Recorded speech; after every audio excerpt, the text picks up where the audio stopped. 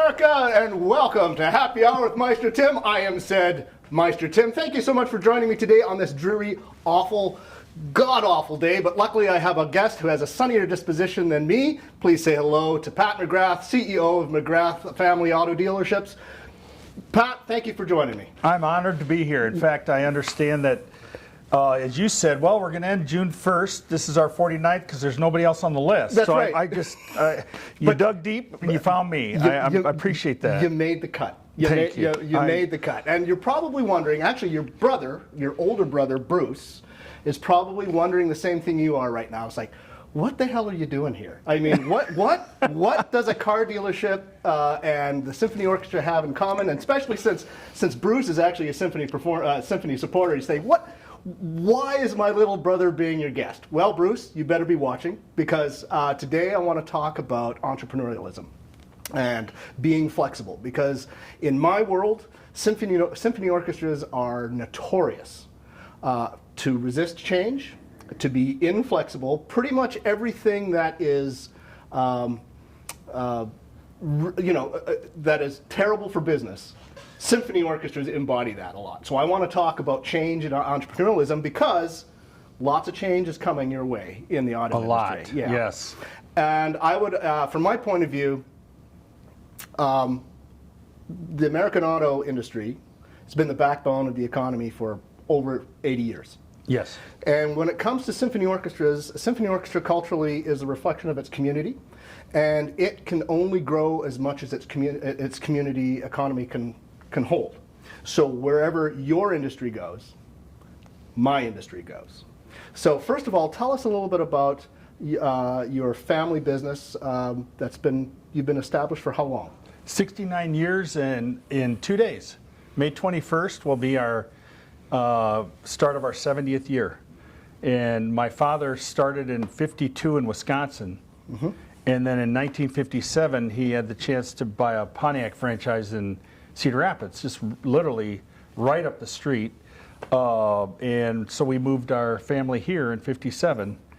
That was the same year that Bruce got married. So I was one when Bruce got married, to give you an idea of the difference between us two, you knowing Bruce as well as you do. But so we've been here that long, and my dad and my brother did it. He followed my dad, and then Bruce hired me, and then I kind of sprung off on my own, and then we joined forces, him and I and his son, back in '91. We formed McGrath Automotive Group, and we moved back. And so were you competitors for a while then, or did you have your own different? Yeah.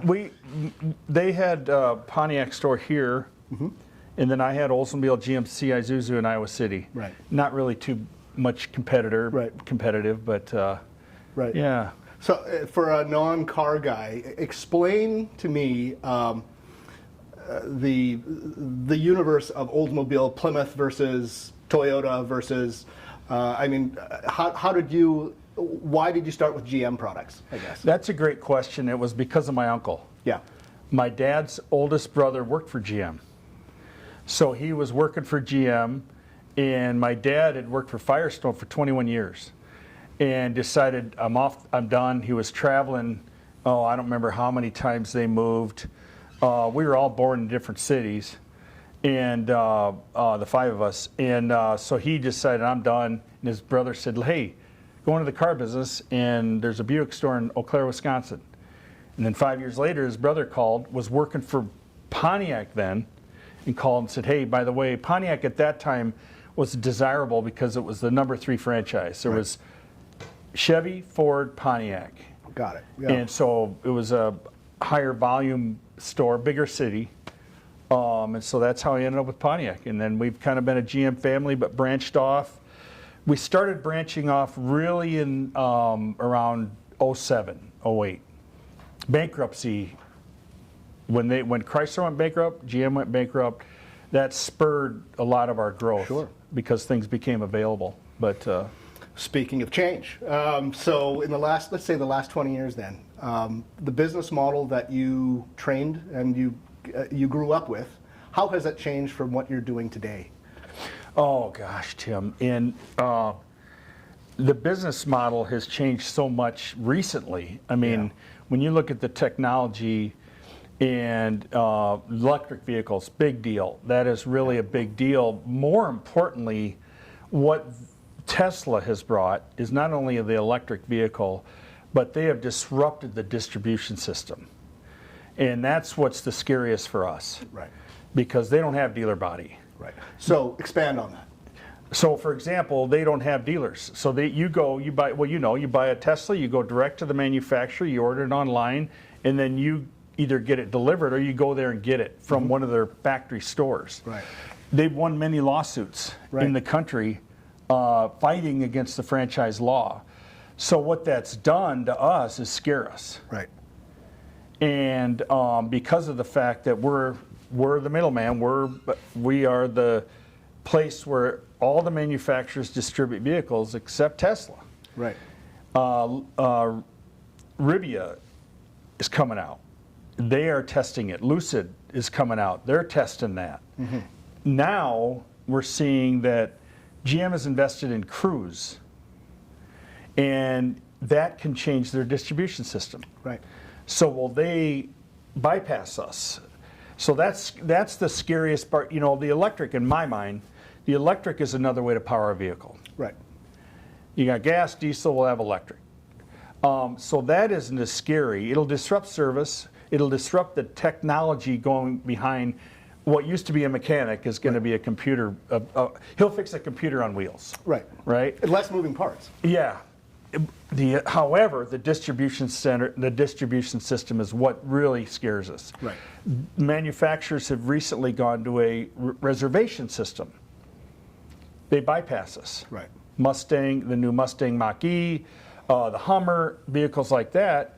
You go online, you order it, then you pick your dealer. And we do not get interfaced with the customer until delivery if you choose to do it that way. Right.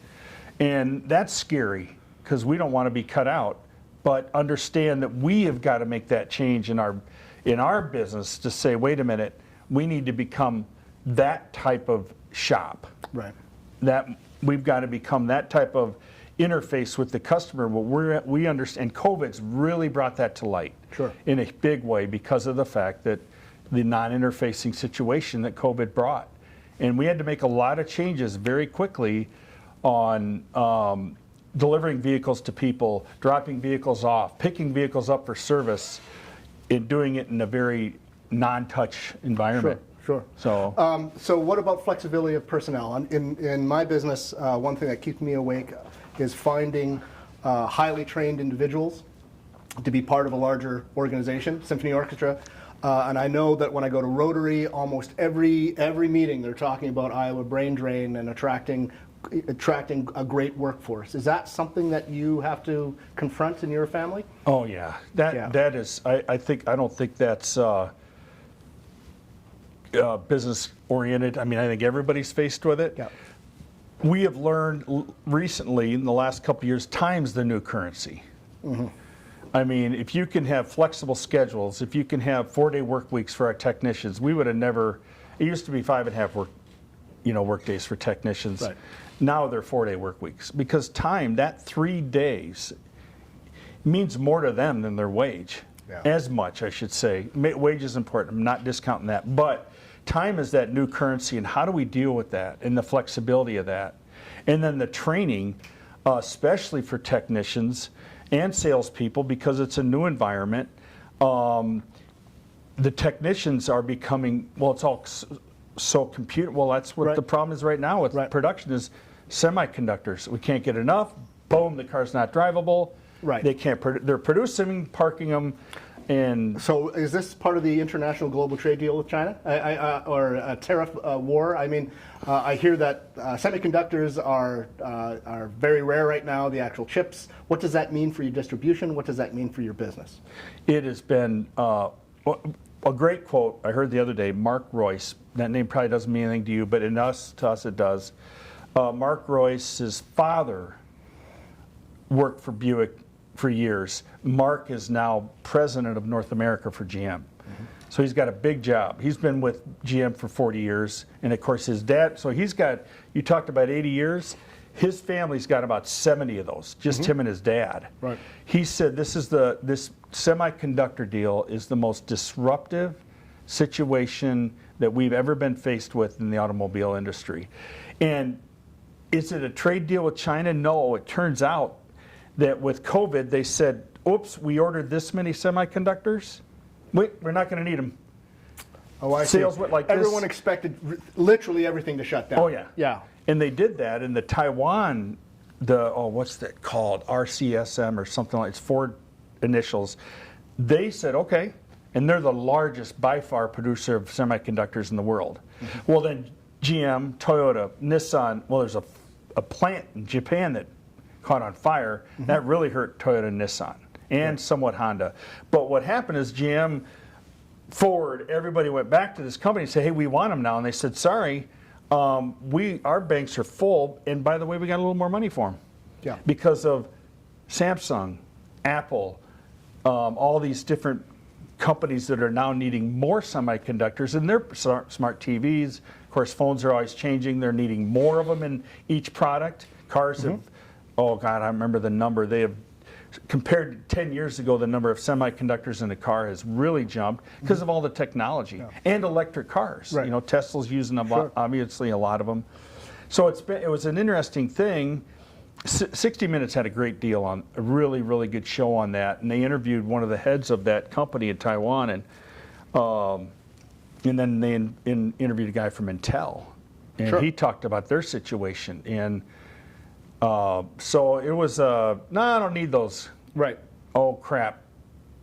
Right. Demand went like this in COVID. Right. Like it did with everything. Home Depot. Sure. You know, all which nobody expected to happen. No, bicycles, RVs. Right. I mean, all the home, keeping you homebodied stuff. But well, I'm going to check our chat room to see what comments are going on. When I come back, I want to talk to you about the future of manufacturing and also talk a little bit about your taste in beer. Let's you don't see like here. it? No, we'll get to that. I am going to beer shame you, no doubt about it. Let's see here. Here we go. Kathy Barney, is there a new car shortage right now, or are people buying more new ones recently? That's a yes and yes, except for there is a true car shortage right now. For example, let me give you an example. Number of units, Chevy, one of the largest sellers of automobiles in the country, we would normally have 300 in stock. And we look at it all the time. Right. We started the month with 55. Wow. Yeah. We used to have 150 Silverados.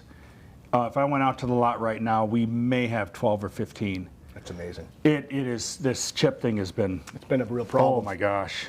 So actually related to this, you know, Randy Reynolds, he makes the comment, the fallacy of just-in-time production. I mean, anything goes wrong in the supply chain, it lands on your desk, doesn't it? Oh yeah. Yeah.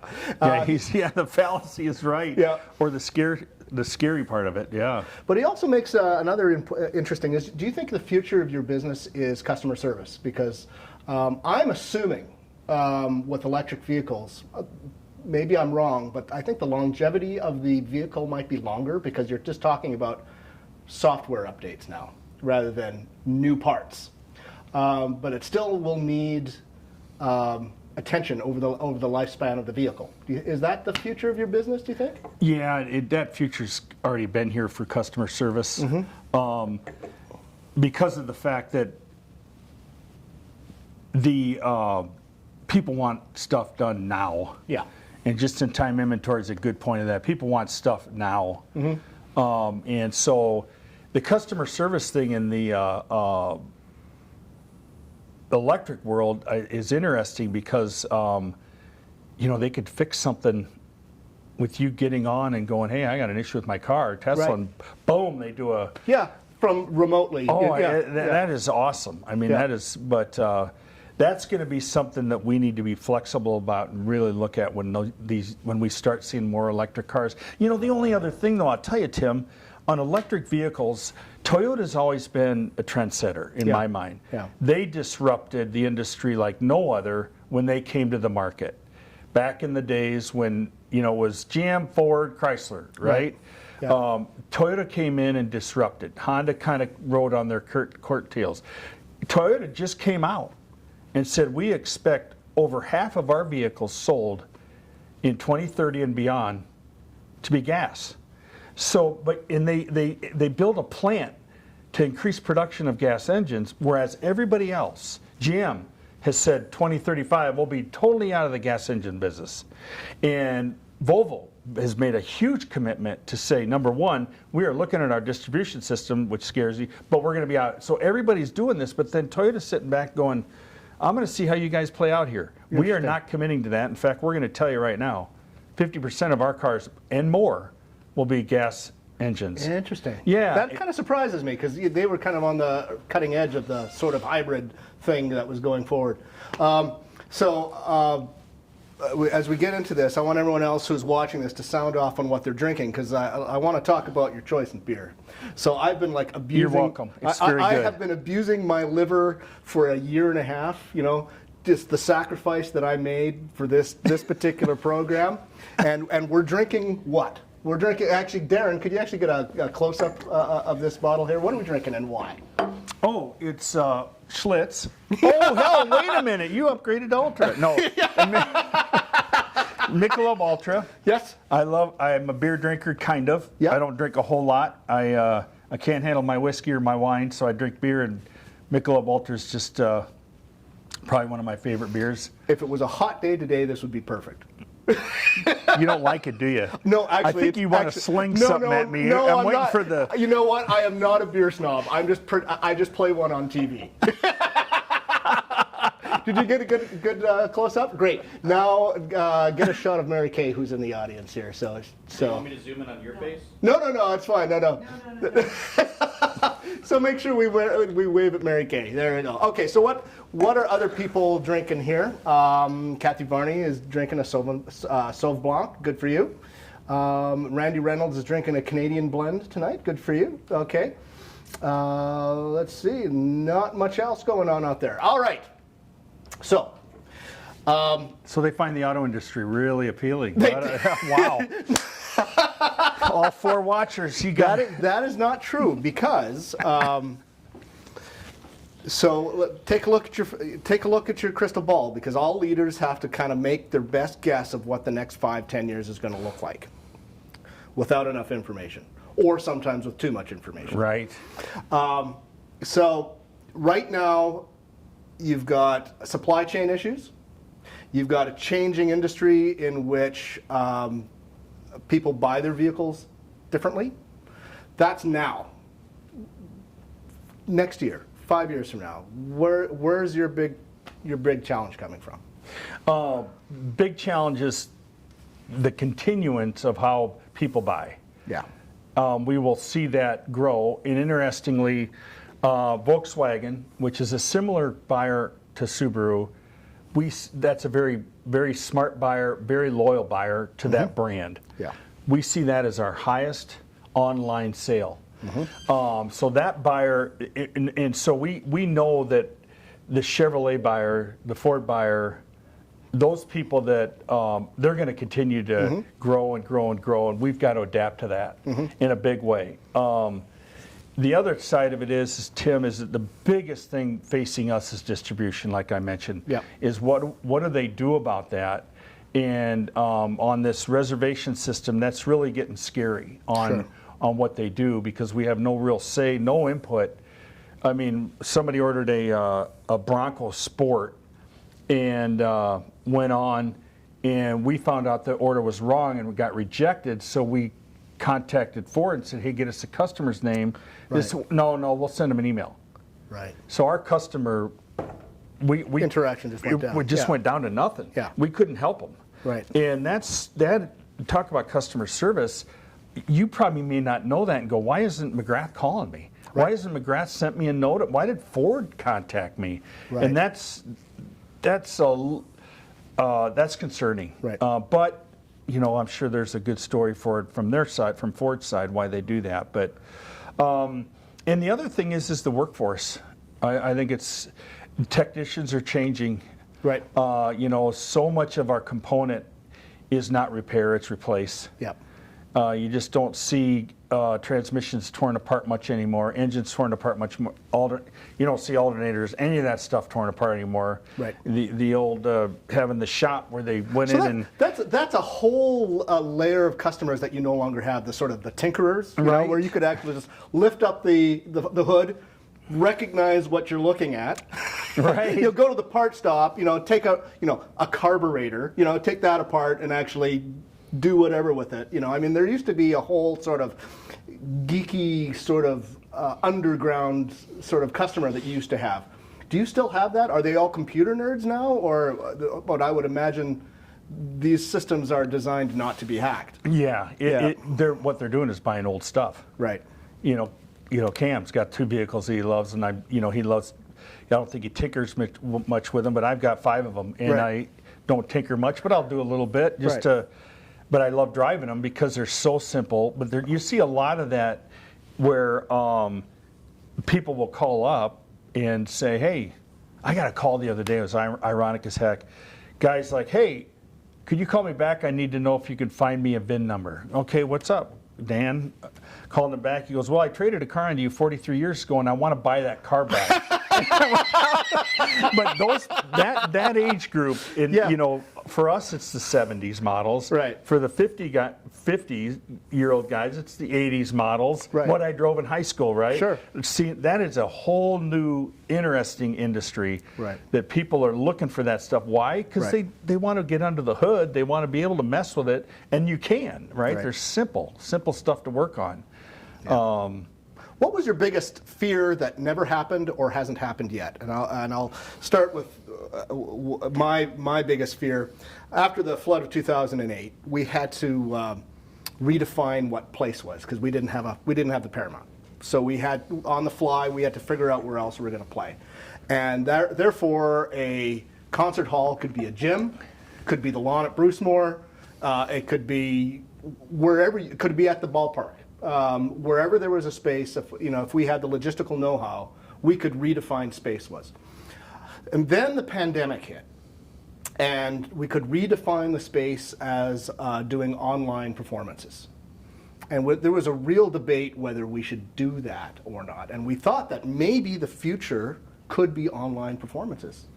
And a lot of orchestras actually put a lot of investment into essentially television production. To do essentially what we're doing here, except in concert format. And what we found is that the consumers weren't buying it. The consumers still want the in-person experience. They want the acoustic experience. They want the experience of going to the Paramount, a nice place to sit down, have a nice cocktail, the human interaction. Right. And so a year ago, if we were to have this discussion, I thought maybe live performance wasn't going to be dead, but it would be just one of, there would be more digital content that we'd be doing. I'm not so sure that's going to be the case now that we're thawing and coming out in the pandemic. That's where my question is coming. So over the last 20 years, or as you see ahead, what were some of the big concerns that you had that didn't play out, that didn't happen or did not play out in the way you thought they were going to happen?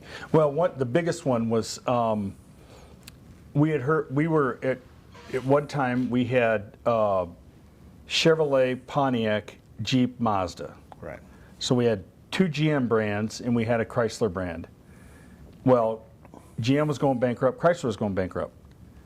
So there was a few days where we knew we were getting letters. It was stated that you're going to get a letter stating whether you are in a wind down and you're going to lose your franchise or whether you're okay. Okay. So in literally 10 a.m. What did they base that on? On volume, on profitability, on location? A lot of it was, Chrysler based it on they wanted to combine. Okay. They didn't want 2 or 3 people in one market to have, you have Chrysler, you have Jeep, you have Dodge. They wanted one. Right, got it. That was a big one for them. Consolidation. Yeah, consolidation. GM was how do you service your customers and what's your sales penetration? How many do you sell? Right. So we, I went to bed one night going, God, we could end up being a Mazda dealer because we could lose GM and we could lose Jeep.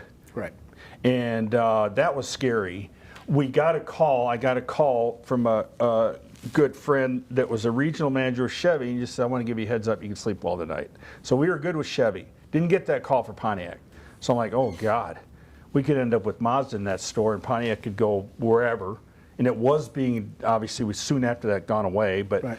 So that was the scariest. But the beautiful thing is we were awarded not only you're okay, you get to keep them, but we were awarded the Dodge Chrysler franchise because we had Jeep and fortunately we had been a good Jeep dealer in good standing and a great customer service. Right. So fortunately we were able to get Dodge and Chrysler out of that. I felt terrible for the neighboring dealer that had it, that lost it, and then we were able to acquire the old Allen Motor Company, the Buick GMC Cadillac franchises, because it was called Lithia at the time. It's a publicly traded company. They had bought it from the Allen family. They lost those franchises. So we were able to present ourselves as wanting it, and they chose us to have it. Right. And so it turned out to be a oh no to a whew. We came out really, really well. Yep. Thank goodness. Right. But I'm going to go back online to check the chat room. Darren, could I have a refill? And you're going to drink it? I'm going to drink this. Okay. Yes, right. Absolutely. It's actually, despite my teasing, it's actually very good. And when I get back, I want to talk about diversification. Sometimes it sounds like it's not necessarily up to you, or maybe it is. I want to talk a little bit more about that. And here's my glass. Thanks a lot. Let's see what's going on here. We got a lot of. Nancy is already saying, can't wait for Bruce Moore. I mean, you just mentioned Bruce Moore, and people go, ah! So that means you got to come to Bruce Moore. Yes, absolutely. Okay. Yeah, Kathy Varney, she says she misses her old V8 Nova. Yeah. Kathy's a gearhead. She sure is. Yeah. Geraldine McCarty, seeing you drink beer makes me want to grab one. Well, of course, go ahead and grab one. You must. Well, cheers to you. Do you need a refill? Can I get Absolutely. Absolutely. Because right now, this doesn't happen very often, but right now I've got people. I've got people to do this. Hey. That's right. Hey, it's good to be the conductor. So, diversification. One of the big challenges I have as music director is people just think we're a symphony orchestra. We are sitting in a venue called Opus, where we have cabaret, we have jazz, we have country, we have a lot of things. We also present things at the Paramount Theater. Yes, we do symphony shows. Yes, we do pops, sometimes with film. But we also do ballet. We also do opera. And we also made the decision to go out, not beyond the borders of Cedar Rapids, is why we're called Orchestra Iowa. This was all part of a strategy to diversify not only our income streams, but our identity. Because if we just do one thing, if we just do symphony orchestras, that is such a small slice of the population. I love symphonic classical music. It's not for everyone, and I get that. But there are things that we do that we can reach out. And one of the reasons we also diversified to do ticketing, we do all the ticketing for the Paramount. So if you go to see a comedian at the Paramount, you have to come through our doors to get your ticketing. So whether you like classical music or not, every time you get a ticket at the Paramount, we're touching you. That was really important to me. Diversification is, to me, our future. You just talked about Buick, Pontiac, Jeep, Dodge, etc. Part of that was because of consolidation, but tell me about your strategies and your history about how you diversified your brand. Well, probably the biggest thing is, and I think you alluded to that in the way you did it, Tim, was it's a pie. Yep. And if you've got a pie and you got this sliver, we always looked at it and said, hey, we want to get a bigger sliver. We want to eat a lot of pie. We want a big piece of this. Yep. And it's rhubarb season, by the way. Yeah, there you go. That's what we looked at, and especially in the import market. Yep. Because of the fact we were, GM and Chrysler. We had Mazda. We ended up having to sell that to get Dodge and Chrysler, honestly.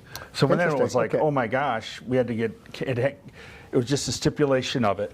We could not have Mazda in the building. And so then we looked at it and went, well, we need to diversify and get into some Kias and Hyundais and Volkswagens, and we need to diversify that. And we also looked at, and part of it was our family. Mm-hmm. We looked at it, not only Cedar Rapids, but we went into Coralville, and then we went into Dubuque, then we went into Davenport. A lot of it had to do, Tim, with the pie. Mm-hmm. And wow, if there's this much, but there's this many people, family, there's not enough pie there for everybody. Right. And we got really talented kids and family, and Murphy and Jamie and Gavin and Lindsay and two son-in-laws that love the business, and looked at it and went, we need to grow this pie so everybody has something that they can feel really impactful with and work on their own and be autonomous. Right. And that was probably our biggest reason for diversifying as well. Yep. Into different locations. And a big diversity thing we did was used car. Yep. We've got the superstores, what we call, they're just used car only. And a big reason for that is we control it. The manufacturer can't come to us and say, hey, by the way, you need to redo your facility, or we're going to move on. Yeah, or exactly. We control it. We can control what we buy. We can control where we are. We control what. And it how doesn't we have to advertise. be brand specific. Not at all. Exactly. We can hit all the market. Right. Truly, all the market, if we so desire. And so that was a big diversification we did, starting in 2007. Because of that, just looking at that and going, wow, if we're restricted by franchise, we don't have to be in the used car business. Mm-hmm. Right. I want to talk about working with family. Mm-hmm. I think the ideal business environment is when your organization is hit with challenges. You have a lot of smart people around you who analyze things quickly, debate things thoroughly, and decisions happen fast, and action happens even faster. I can see that both happening with family, but if it was my family, somebody would be dead. So, first of all, it's the family business. Yes. Tell me what the pros and cons of having a family business and the leadership structure there. That's I get into conversations with friends about this because the auto business is known to be a family business. I mean, heck, we put our names on it. Yep. And many of us do. And the pros are you get to work with family every day. And not only that, do they get to learn a business and how to be a business person, but they learn, and I think this is important. I think they learn how important humility is, how important not being entitled is, and how important work ethic is. Yep. Because they've got to go in and do as much or more than anybody else because eyes are on them. Yep. They have to perform as much or better than everybody else. And they are not entitled to anything else than anybody else is. And that is where I've seen this go on. All my kids, my nephews, all my son-in-laws all started in a performance-based position where they had to perform and everybody watched the numbers. Right. They had to. Yeah. And where I've seen it fail is they bring a family member in and they make a position. Yeah. What does that person do? I got a buddy going through that right now. What does he do? Well, he's the assistant to the manager and he orders this and he does. You're entitling that young man right off the bat in his role. Get him in a job where he's got to feel a heat, he or she. And if they can't feel that heat and can't perform, then yeah, it's on them a little bit, and it is on me because you feel terrible if they don't. Fortunately, we weren't in that situation very often. Right. But the cons, I tell you, Tim, we have been really lucky. Yeah. That's the beauty of us, is that we've been very, very fortunate. We've had some issues. I'm not going to deny that. Yep. And I think one word that you kept out of what you talked about on how making decisions and you do it fast, consensus is big. Yep. And if there is consensus, that doesn't mean that everybody has to agree. It doesn't mean that all 7 of us have to go, that's okay, yeah, yes, absolutely. If there's 1 or 2 people that say no, you have to understand that, okay, you had a vote, but you're part of the decision. I understand your counterpoint, if you will. But when we walk out of this room, we all understand that that decision was made and we all buy in. Yeah. And we're all on the same page when we walk out of this room. Yeah. Because if we walk out of this room and you are bought in and you let that be known to the troops, Done. done. Yeah. And Yeah. we've been so blessed with that, Yeah. that they understand that. And we call that IDS. We have an issue, we discuss it, and we solve it. Yeah. And we have consensus on that whenever we walk out of the room. I got to say that is probably the main weakness of many nonprofits, actually, because there's such a large and necessarily large governance structure with boards of directors plus also the internal leadership that sometimes when an organization is faced with a difficult problem, speed of response can be an issue. And I think what you just said is sometimes consensus is mistaken for 100% agreement. Right. Yeah. Right. Doesn't mean, yeah, and even if you have consensus and you go in a certain direction, doesn't mean it's the right way. It may turn out to be the wrong decision after all. Right. But you can't go into a decision half-heartedly, or it just won't work. Right. It'll make a situation worse. That's interesting that you say that. Let me go back. And I just will say, those 2 out of the 7 that disagreed, Yeah. they may be right. Yeah. Sure. In the end, they may be right, and nobody can take offense. And all we can do is go, you know what, you were right. Right. Wow. Yep. Which also means it's a safe place to dissent. Absolutely. A safe place to dissent is important. Yeah. That's a well way to put it. Let's see here. Denny Redmond. Do you know Denny Redmond? Oh gosh. Oh yeah. So He's a Regis grad. Yeah, that's right. He's a Royal. Yeah. So he's drinking an old fashioned at Class Act. Good for you, Denny. Let's see here. I'm getting some compliments. I'm blushing. Randy, Kathy, love you. You Thank deserve you so it. much. No. What are you getting compliments for? For drinking a beer and For holding my Michelob Ultra down. I tease you. I kid. It's really not that bad. No, not that bad. Oh, it's No, not good, but it's not that bad. It's good. No, they're complimenting me on my interviewing style, and now that they've complimented me, I got nothing.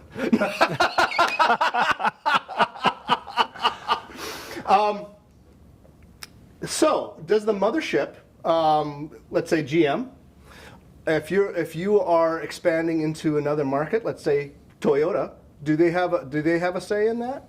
Yes. Yeah, and they say, hey, dude, you're either loyal to us or move on. Right. They do. We're fortunate in Iowa.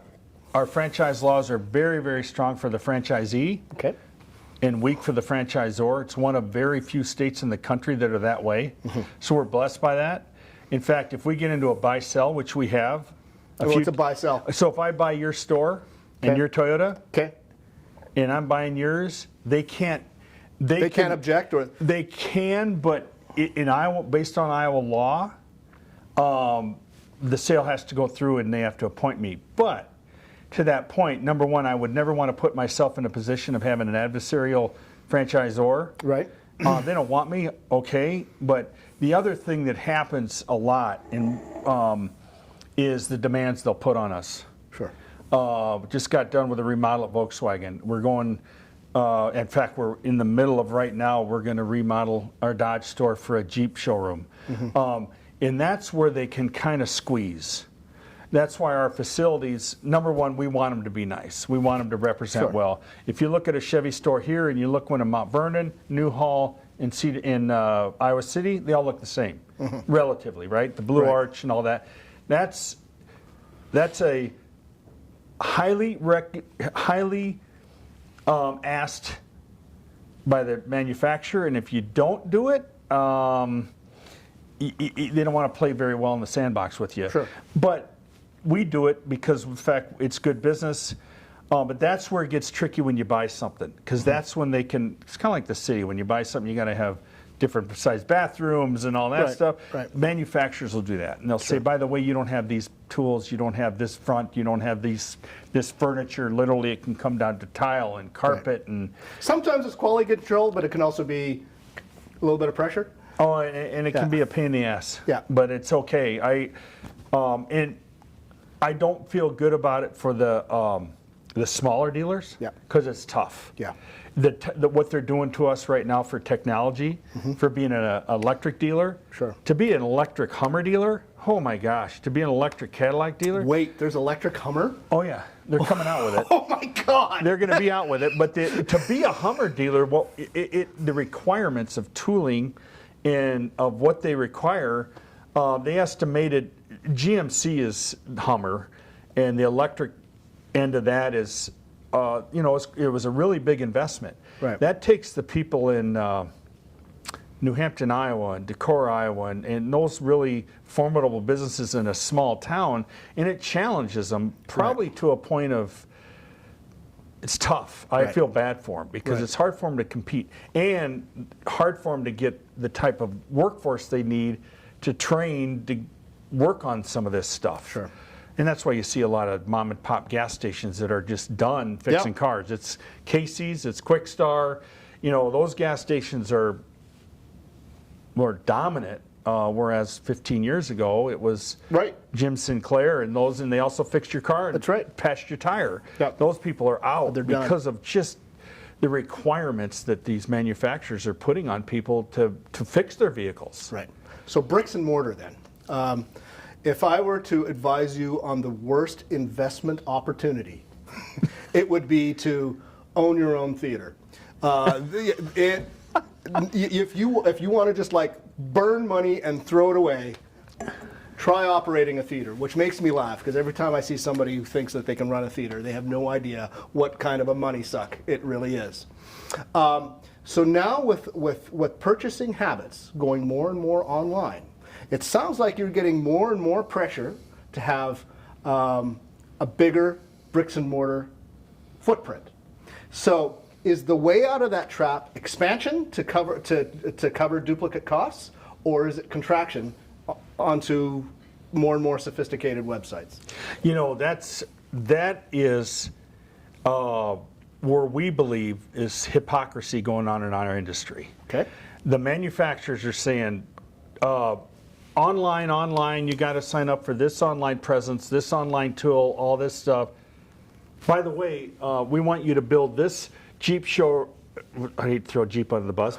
We want you to build this Jeep showroom, and you're going to use this tile. And literally, you got to buy this table from this vendor. And it's that catch-22, Tim, where it's like, wait a minute. You understand where this is going. Yeah. You understand it's going online in a big way. Yep. But yet, we need to make a sexy showroom. Right. Yeah. And it's this catch-22 where you're like, which way are we going here? I mean, but we got to represent, and the one thing we're excited about for Volkswagen as well as Jeep is they're due. Yeah. They're due for a facelift. Yeah. I mean, that building where Jeep was built in '74 by my father and brother, and it's had some facelifts, but it needs besides lipstick, it needs some other stuff. But you bring up a great point, man. It's just the hypocrisy of that situation is a little. And again, it really forces that, what I considered, like I mentioned, a formidable dealer in a small community. Yeah. It's really tough on them. Yeah. I don't know. Yeah. So what I find what I find remarkable is how so like I said, if you have all of this requirements for overhead, every business has to deal with overhead, and what are your strategies for reducing your overhead? For example, in the Symphony, the way we reduce our overhead is we have back-to-back rehearsals. Once upon a time when I first got here, we had 5 rehearsals in one performance, and those rehearsals were spread over 2 weeks. Now we rehearse 4 times, maybe 2 to 3 days before the concert. So it's all concerts. So we're not paying overhead like mileage. Oh, gotcha. We're not which is a huge expense. So what are some of your strategies of dealing with your overhead then? Because that would be probably what you spend much of your time on. There's been two big moves that we've done. One was COVID related, and we went and did more with less, unfortunately. We had a 3-phase approach to COVID, and we got into phase 2, which was layoffs, and we cut as we said, we got to cut the fat. Right. We're not cutting any managers. We're not cutting any leaders. We just need to require them to do more. Right. For example, lot guys and gals, people that just shuttle cars around the lots, line them up, do all that stuff. You know, we'd have 5 or 6 per store. Now I think we have 1 for 3 stores. Our people need to step up and help do those things. Right. And that's leadership has to do that. Everybody has to do it. That's been a big one. Another one we looked at was our advertising. We were very mixed message. Right. Chevrolet wanted to advertise Pat McGrath Chevrolet, Mr. Big Volume, and then Dodge Country and Ford, McGrath Ford and Kia and used car. Now we went to McGrath Family Dealerships and we said we can buy one flight, if you will. We can look at one budget and say this is what we're doing for May, and it's one flight of advertising, and it's strictly branding. McGrath Family Dealerships, this many franchises, and you can get financing as low as blah, blah, blah, and this many used cars. And we've done that, which we spent way too much on advertising. And the days of just branding yourself as a family, we really felt was important. Right. That was another way we really looked at it and said, and we brought our marketing in-house and we do it all ourselves. And that's another thing we've done, Tim, is we've looked at things that we had a vendor doing. There's about 3 other things that we've done recently in the last 16, 18 months. And we said, why can't we do that ourselves? Why can't we bring that in-house and eliminate that middle guy, gal, and say, let's do this. Right. Let's handle this ourselves. We had a situation where we hired a coder, and they wrote a complete software program for a product that we were having somebody else do for us at what we felt to be a simple product but expensive. Right. We brought it in-house. We're doing it ourselves, and it empowered some of our people to go, I can do this. I can do this, yeah. Let me do this. You know, and can you run that? Absolutely, I can do this. Yep. And so that's been a big one too. Right. And I'll tell you, the one big expense for us is the cost of inventory. Sure. To have it sitting on that lot. Yep. Yeah, and interestingly, to Kathy's question about inventory, is it truly a shortage? Is it? Absolutely there is. And that just in time that Randy mentioned, that's happened now. Sure. And that's making everybody look at it and go, wait a minute, do we need 300 Chevys, 350 Chevys sitting on the ground? Or can we do it with 80? Right. And I'm not the only one. Dealer buddies of mine, they're all looking at that and going, God, maybe this has opened our eyes to say, wait a minute. Right. Maybe we don't need to carry these high inventories and have this crazy. Well, it used to be a badge of honor. We have 2,000 cars on our lot. Right. You know, we got to move tomorrow. You know, but people don't do that anymore. No, it's really opened our eyes to say, wait a minute, do we need to do that? Right. And this whole semiconductor. COVID made us look at our people and our process and go, wait a minute, more with less. Cut the fat. Now we've looked at it and go, gosh, this whole semiconductor thing has lowered our inventories to the point where we would have never done that. Right. We would have been scared to death to go, wait a minute, all we need is this many. And I'd have been the first to say, hell we do. We need them all. Let's bring them, stock our lot. Right. And it's made us look at it and go, wow, we can do as much with less here. And so that's been another very eye-opening thing that the manufacturers are going to have to deal with because they want to produce them. Right. They're going to produce them. They're producing them. Yeah. I mean, I understand in Kansas City at the raceway, there's 22,000 Ford F-150 sitting. Jeez. Is it Ford or Chevy? Might have been. Anyway, but 22. they're parking them there because there's a big enough area. Yeah, you know what they're doing? So they're short on semiconductors. Right. They put them in the car. They drive it off the plant. Then they go out, park the truck, take them out, take the chip out, put it back in, or the numbers of them that PCM or the computer or whatever, put it back in the truck that's being produced so they can drive it out. So you have all these units without a brain. Yeah. But they're smart. We got in a discussion about this with a bunch of Ford guys, and I'm like, wait a minute, you don't want them to stop production. Right. Let them park them. It's an hour, 30 minutes to an hour, depending on the vehicle, to put these chips in them. Right. I'd much rather have them go, hey, we got 300 done today, rather than, well, we're going to start a production and be that far behind. Yeah. Yeah. And I think they knew that anyway. A 30-minute drive to that, we'll call it a lot, that speedway, is better than a 3-month wait for a new vehicle. Right. And the UAW would not let them. That's right. They were like, no. Right. Semiconductors, they're not our fault. That's right. We're producing. Right. Our contract. Yeah. Which, thank goodness, they stepped in and said, wait a minute. You got to keep producing. That's our job. So I want to end today's interview asking about your customer of the future. I mean, we are obsessed of who is going to be our audience of the future, because our particular audience tends to skew older. And there is no silver bullet about bringing in the 25 to 35 demographic. We usually find that our audience base is usually those who have a little bit more disposable income and a lot more time on their hands because they're mostly empty nesters. I had my niece's visit last year. One loves to drive. The other just recently got her driver's license, and she's 18 or 19 now. There's not this generational freedom, I can drive. Right. That's coming. Are you seeing that in your customer base? That the younger generation are a little bit more, I don't know what the word is. They're not as hot to drive a vehicle as maybe you and I were when we were that age. Right. Yeah. I would see pre-COVID it was. I'll just call an Uber. An Uber. Yeah. Yeah. I mean, if I'm going to go out, I'm going to call an Uber and do this. We are, in my mind. Yeah. The Chicagos, the New Yorks, the big cities are.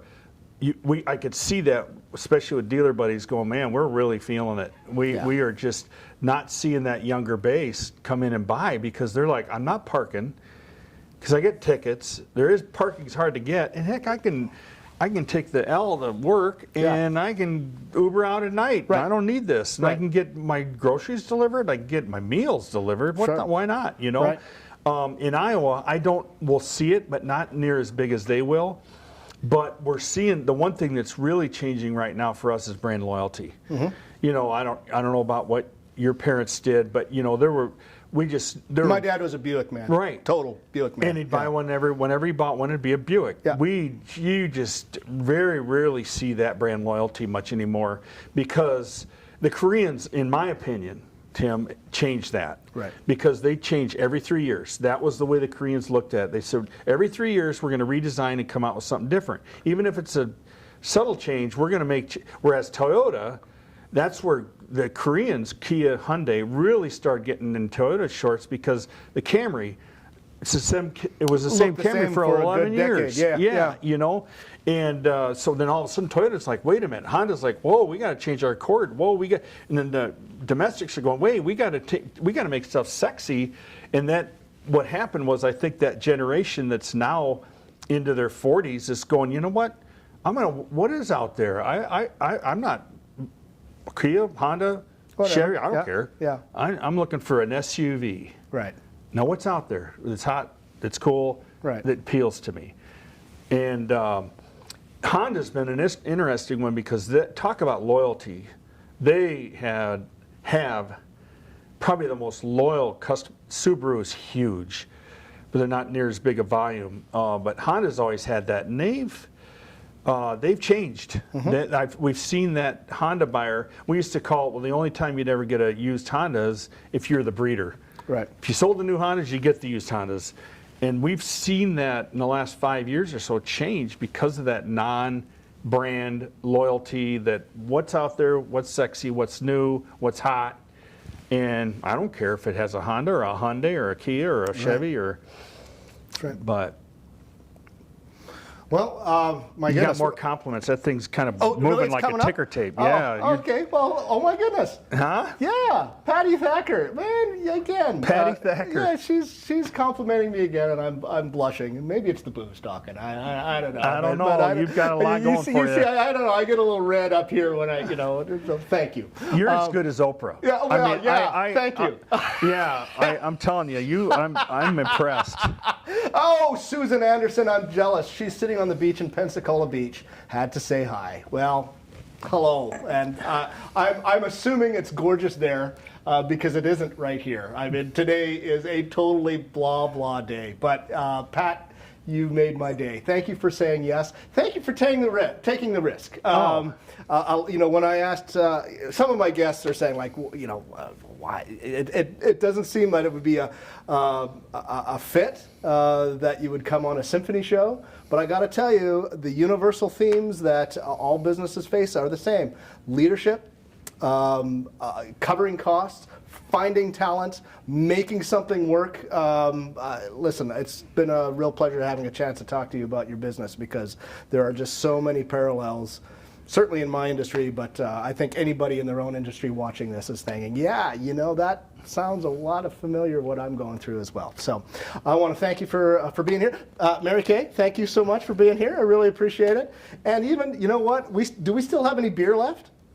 Yeah. We do. Off air, we'll finish up the beer There as well. you go. So, Pat, thank you so much. very much, Tim. Appreciate it. Next week, which camera am I looking at here? That one? All right, so next week, we're coming up to the end of these. Next week, it's Jeff, right? Yeah. So Jeff Collier, my colleague, who's the executive director of the Symphony Orchestra, he gets a victory lap. This has probably been the lousiest year of his entire career to actually get us through this pandemic. And so I'm going to talk to him about the highs and lows of this past year as we take stock of it. And then June 1st is going to be our last happy hour here. There's still room. I think there's 3 slots left. If you want to join us live, it'll be our very first live event. You can get online and contact us through tickets at orchestraiowa.org. And basically what's going to happen here is we have a cash bar. We're going to be doing what we're doing right here, drinking and talking. So thank you very much. We'll see you next week. Take care. Cheers.